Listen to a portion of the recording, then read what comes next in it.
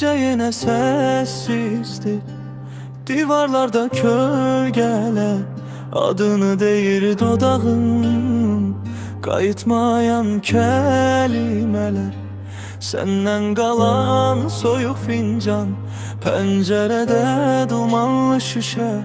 Hər xatirə sancı kimi döyünür içimdə gizli güclü kütlə.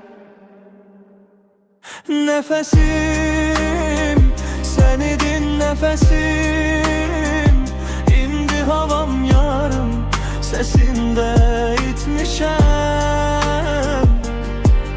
Nəfəsim, daralır ürəyim. Sanki ağzım bağlı, adını pıçıldayıb susuram. Nəfəsim, sən idin nəfəsim. Sensiz her yol uzanır, ayaklarım eyniye.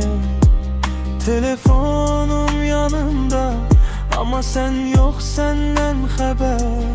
Okunmamış yazılarım, silinmeyen şekillerim. Hamısı bir körpü kimi gedip çatmır indi senin ellerin. Nefesim, sen idin nefesim. İndi havam yarım, sesinde itmişem. Nefesim, daralır yüreğim. Sanki ağzım bağlı, adını pıçıldayıp susuram. Nefesim, sen idin nefesim. Belki bir gün dönersen, kapı sesi uyadar.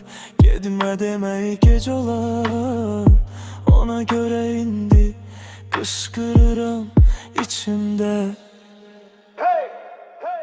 Nefesim, sen idin nefesim. İndi havam yarım, sesinde itmişem. Nefesim, daralır yüreğim. Sanki ağzım bağlı, adını pıçıldayıp susuram.